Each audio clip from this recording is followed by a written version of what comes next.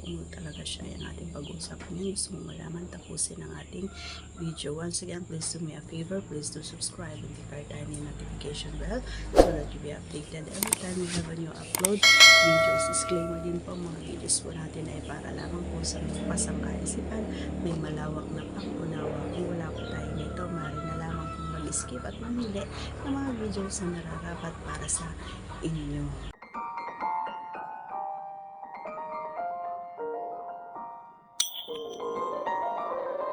Ayan. May kanya-kanyang teknik mga kababaihan, no? Pero dahil ako yung tinanong mo, sasagutin ko kung abot ng ating mga kakaya. Ayan, kapag ako yung mga idol, para lagi naisip ko na so isang yan, ang lollipop kasi hindi mo basta-basta susubo ka agad, mo muna siya doon sa niya, diba? Ganun yun, kung paano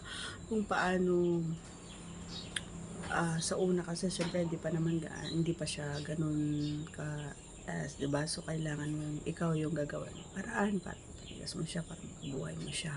So ang ginagawa muna natin ay medyo konting sa ano niya, ayan, doon sa pinaka-stem niya, konting mas lang hanggang pababa hanggang dun sa dalawang walls niya. So kapag medyo okay na at yun na yung time na yan yung ulo, pababa, ganyan ang sa walls niya.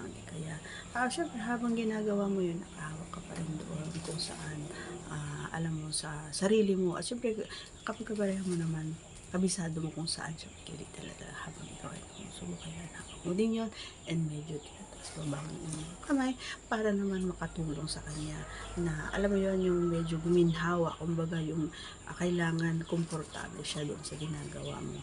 And para sa akin, no, ang ginagawa ko kasi ay kahit na ako ay nandun sa baba na ako doon, ako doon sa kanya ay sinasabayan ko rin mga idol, no, yung pag siya. So alam ko yan na gusto niyo at pa na siya dun sa ginagawa ko. So kahit na ako ay nagtatrabaho, din ako para sa dagdagan.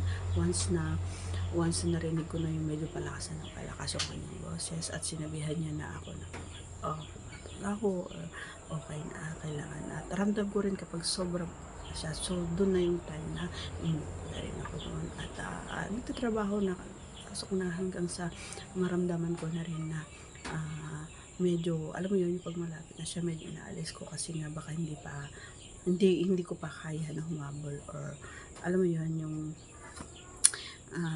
maano naman ako ba, so hindi pwede na din ako, so kailangan sabay kami. So yung ginagawa ko, kahit ako yung nasa taas, ako yung sa kanya, ay kailangan sabay kami. And na siya, and then kapag okay na ulit ako, and babayo. Kapag alam ko na medyo okay na, at kayang-kaya ko na humabol, yung na yung time na diretso na ang pagtatrabaho ko at dahil ko dun sa ibabaw niya para naman ay sabay kami. And syempre yung mas na pinapagawa ko talaga habang ako ay nagtatrabaho doon, kailangan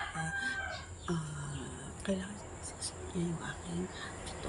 Hindi pwede na hindi siya yung aking gusto. So once na yun ay saglit lang talaga matatapos na at makakasabay ako sa kanya. Okay, so that's all for today's video. Once again, if you are not yet connected, please do subscribe and click our tiny notification bell so that we updated every time we have a new upload video.